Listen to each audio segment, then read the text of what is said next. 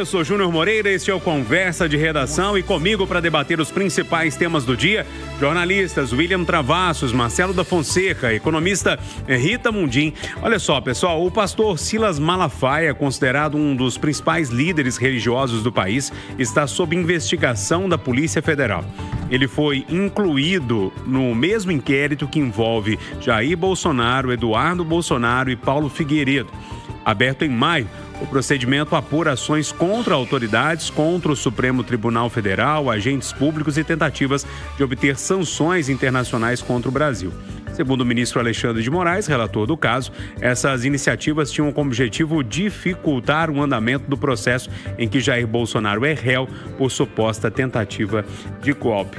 Marcelo da Fonseca, o pastor Silas Malafaia é um defensor, quanto mais do presidente Jair Bolsonaro, do ex-presidente Jair Bolsonaro, é praticamente um líder desse campo político, já é ele que convoca as manifestações, ele vai pro caminhão, ele fala e tal, mas você olha para a situação, se você vê elementos para isso, para ele ser incluído ali nesse rol de investigados. Bom dia para você. Bom dia, Júnior, bom dia, amigos Conversa, bom dia a todos os ouvintes. O pastor Silas Malafaia, ele já brigou com todo mundo. Da direita à esquerda, quando a gente vai analisar o cenário, ele já brigou com o Bolsonaro, né? É um representante forte do bolsonarismo, mas já trocou farpas com o ex-presidente Bolsonaro. Já brigou, gravou vídeo detonando o Nicolas Ferreira. O deputado Nicolas Ferreira cobrando o Nicolas, né, no ano passado, de que o Nicolas não declarasse apoio a um dos candidatos, né, no caso o Pablo Marçal. O Silas Malafaia está agora comprando uma briga com o Ciro Nogueira, né? Uma liderança do PP, que foi ministro do Bolsonaro. Eu digo isso para a gente contextualizar o estilo que o Silas Malafaia adota, né? Do confronto, das falas sempre muito agressivas, com críticas. Ele adota um tom bélico nos discursos dele. E todas as manifestações, né, que ele convoca, inclusive a gente até acha divertido, né? Porque ele cria uma trilha sonora para as manifestações que parece que você está num filme de ação, né? Um filme o tempo inteiro vai ter alguma briga, vai ter alguma revelação. Então o Silas Malafaia adota esse estilo. Bom, a gente pode criticar muito ele, a gente pode não concordar, né, com muitas coisas que ele fala, com muitas críticas que ele adota. Agora, ele tem o direito de fazer essas críticas. E aí, quando ele critica o Moraes, por exemplo, ele faz do mesmo jeito que ele critica vários outros adversários dele, né? Pessoas que pensam diferente dele. Eu não consigo entender qual que é o caso de obstrução de justiça em convocar uma manifestação. Se eles conseguirem revelar nessa investigação, se a Polícia Federal conseguir revelar que ele atuou de alguma forma para prejudicar o Supremo, para prejudicar o Brasil com os tarifaços, aí é uma coisa. Agora, será que convocar a manifestação é o suficiente para incluir ele no inquérito? Isso eu já não sei. E aí, Silvana Lô, bom dia para você. Bom dia, Júnior, bom dia a todos da bancada e a todos que nos ouvem. O Marcelo foi no ponto exato da questão. Primeira coisa que o Silas Malafaia alega que ele sequer foi intimado, sequer foi comunicado. E essa vaza-jato total, né? Já falaram sobre isso. Mas esse vazamento de informações que a gente tem de dentro de inquéritos é uma coisa realmente lastimável. Porque em tese, né? Claro que não, mas em tese o inquérito ele vai realizar atividades ali para finalidade de chegar ao final e verificar se o agente que ele está investigando é autor de um fato, ou seja, se tem autoria e materialidade, tem prova de que aconteceu. Aí nós temos milhões de gravações, testemunhas que assistiram, né, os eventos que eles praticaram, e se há uma autoria. Então veja bem, se eu conto isso para a imprensa inteira, eu estou investigando fulano de tal, hoje de tarde eu vou lá em tal lugar. Como é que uma investigação consegue chegar ao final tendo um sucesso? E então é um absurdo que a gente veja que antes mesmo do cidadão saber que ele está respondendo ao inquérito, que isso vaze por aí, que todo mundo fale.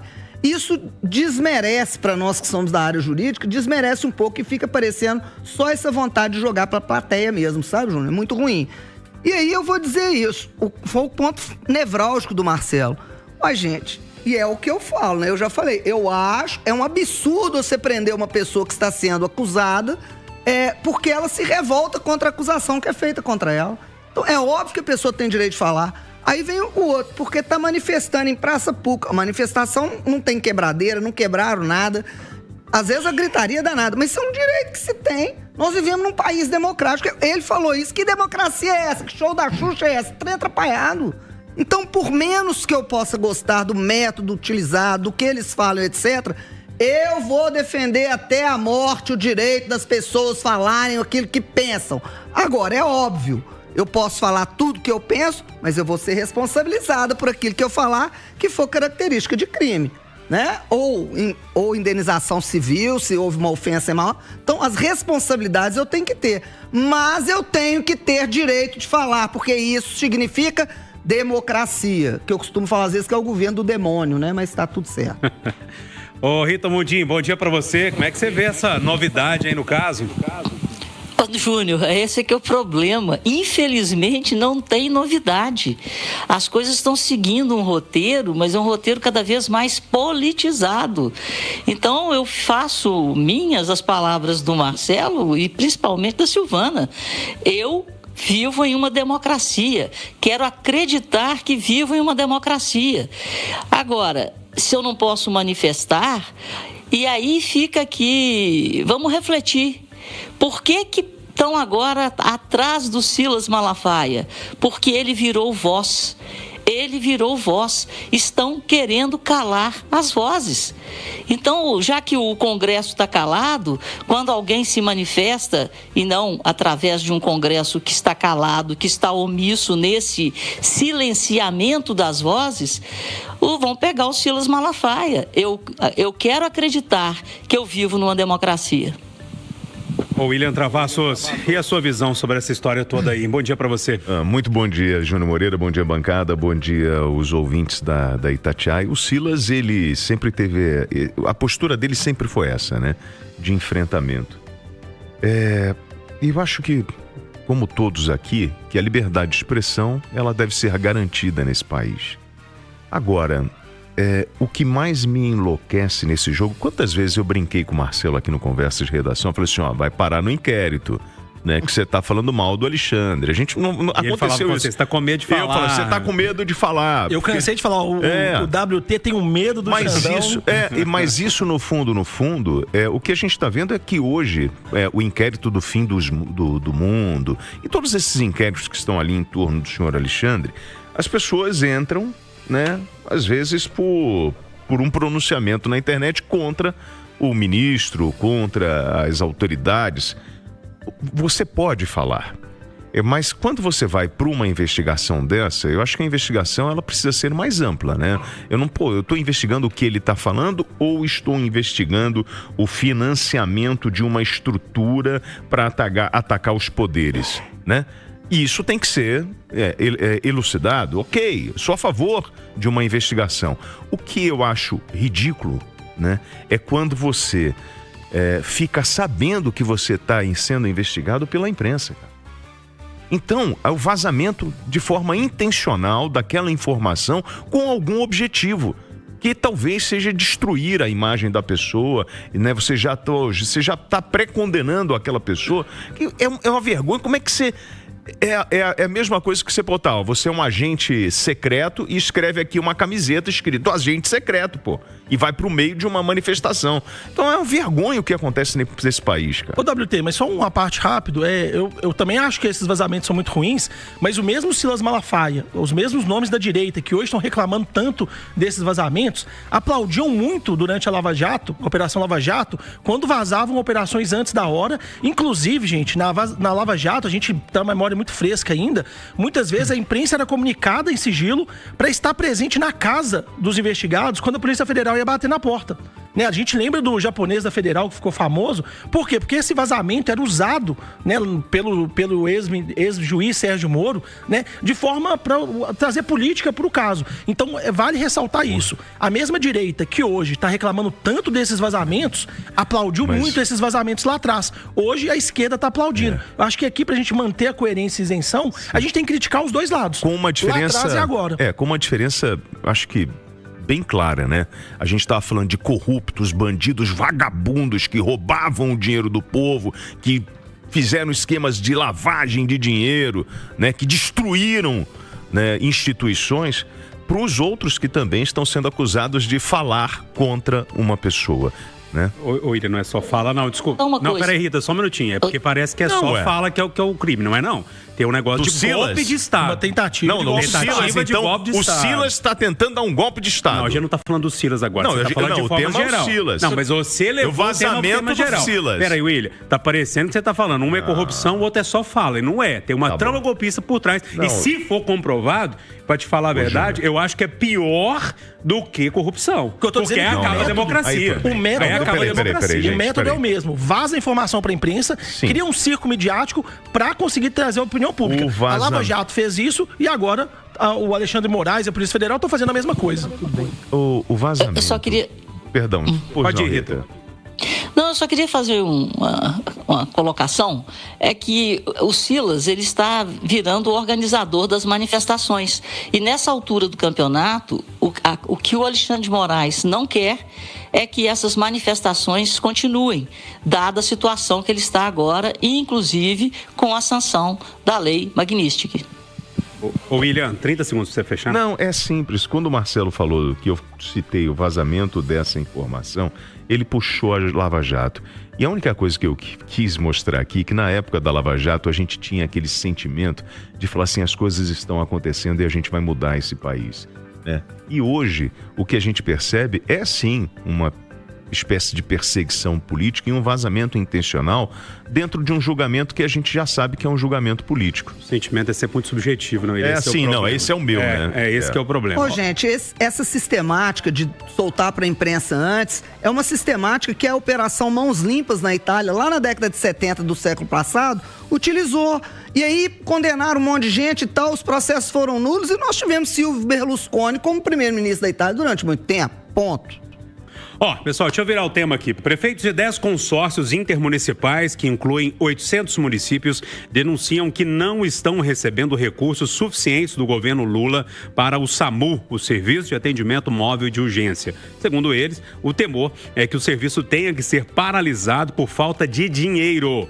O déficit estimado é de 54 milhões de reais. O ministro da Saúde, Rita Mundim, o Alexandre Padilha, tem negado que o governo Lula esteja passando recursos abaixo das obrigações constitucionais. Mas tem 10 consórcios aí, ou seja, tem 800 prefeitos dizendo o contrário. Ô Júnior, eu tive a oportunidade, fui fazer uma palestra em Lagoa da Prata, e o prefeito de lá, o Digiane, é um político puro sangue, ele realmente defende a população, a sociedade, e ele é presidente de um desses consórcios de municípios, ele representa o Centro-Oeste, são 64 municípios, e naquela época ele estava presente no evento, e sentei na mesa com ele, e ele me contou da preocupação dele, e que ele estaria indo a Brasília encontrar com o Padilha, e o SAMU estava, prestes a parar mesmo, por falta de repasse do governo. Então, nós estamos falando de maio, junho. Então, a situação deve ter se agravado muito mais. Então, gente, fica aqui esse depoimento, né, desse prefeito que já estava preocupado em nome de 64 municípios. Então, com certeza, esse repasse não está sendo feito. Então, fica aqui, inclusive, o Digiane, estou citando o nome dele, acredito que se entrar em contato com ele, ele vai dar o depoimento dele. Ô Silvana, esse serviço SAMU é um serviço que hoje em dia é essencial. Acho que é quase impossível a gente pensar numa sociedade sem esse serviço depois que a gente acostumou com ele, né? Ô, Júnior, esse é o tipo de serviço que é imprescindível. Prioridade, né? Prioridades que nós temos é o quê? Saúde, educação e segurança. Essas são as prioridades de qualquer governo. Não tem condição de não ser. Então, em saúde, o que é muito importante? São as urgências mesmo. Então, você tem um acidente, acabou de passar aqui uma caminhonete voando aí, as pessoas, algumas faleceram e tal, mas se você não tem esse atendimento imediato e especializado como ele é, a condição de salvamento das pessoas nessas situações é muito difícil. Então, é um absurdo a gente pensar. E outra coisa, né, gente? Vamos ser muito sinceros, não, o ministro está negando. Não é possível que esses prefeitos entraram todos em acordo para falar a mesma coisa de forma mentirosa. Isso não é possível. Se tiver só 2 mentindo, vá lá. Mas todo mundo reclamando da mesma coisa? Então não é possível, gente. É claro que a gente está tendo aí, e olha, não é só isso. A gente teve um sucateamento da educação também, com verbas menores sendo pesquisa no Brasil. A UFMG nossa aqui, da nossa querida professora Sandra Reitora, é baluarte, é a melhor do Brasil e do mundo. Ela está em relevo, porque tinha uma pesquisa. As verbas da educação também foram cortadas. Então, se nós não tivermos educação, saúde e segurança como prioridade, o que mais que é prioridade no país? O que mais é prioridade no país? Emendas. Como é que é, Rita? Emendas parlamentares. O Marcelo, já tem um tempo que eu tenho um conhecido que aluga um certo estabelecimento para o SAMU no interior do estado. E já tem pelo menos um ano que ele reclama da falta de pagamento de aluguel. Coisa básica no dia a dia. Ou seja, esse problema não é de agora, esse negócio já vem de um tempo e agora parece que vai explodir. E é importante a fala da Silvana sobre o tanto de prefeito reclamando, que são prefeitos de partidos diferentes. Né? Não são prefeitos de um partido de direita ou de esquerda. A reclamação está sendo geral, né? Então é bom ter atenção. Agora, Júnior, assistindo a sessão de ontem da Assembleia, né, acompanhando as matérias, eu fiquei muito impressionado, né, de forma negativa, que esses socorristas do SAMU, né, os enfermeiros, eles recebem, a média salarial é de R$ 1.700, R$ 1.800. É um valor muito abaixo para um serviço, né, que você tem que... É um serviço de vida ou morte ali da pessoa, né, um socorro emergencial que precisa de uma especialização técnica muito grande. Eu não consegui imaginar que o valor era tão baixo. E aí, quando a gente vê, né, nessas últimas semanas, o tanto de gasto extra com o judiciário, né, sala VIP em aeroporto, compra de novos carros aí, eu vi esse negócio dos carros. De 350 mil, né, os super salários que a gente continua batendo nessa tecla, quem acompanha a política, né, sabe a fundo isso. O teto constitucional de 44 mil já é pulverizado, né? A gente tem várias castas do funcionalismo público, né? Principalmente do judiciário, ganhando acima de 150 mil, né? Quando a gente vai pegar a média dos salários. Então, quando eu vejo um trabalhador desse, de uma área tão importante, tão subvalorizado, ganhando R$ 1.800, pouco acima de um salário mínimo, eu fico pensando que a gente precisa repensar muita coisa no Brasil. O discurso de que a prioridade é saúde tem que ser levado para a prática. E aí, William Travassos, problema sério, hein? Muito sério. E lembre, você que está ouvindo aí, Tatiana, todos nós, né? Se acontecer um acidente com você no meio de uma pista, de uma rodovia, sabe quem vai buscar você? É o SAMU, amiguinho.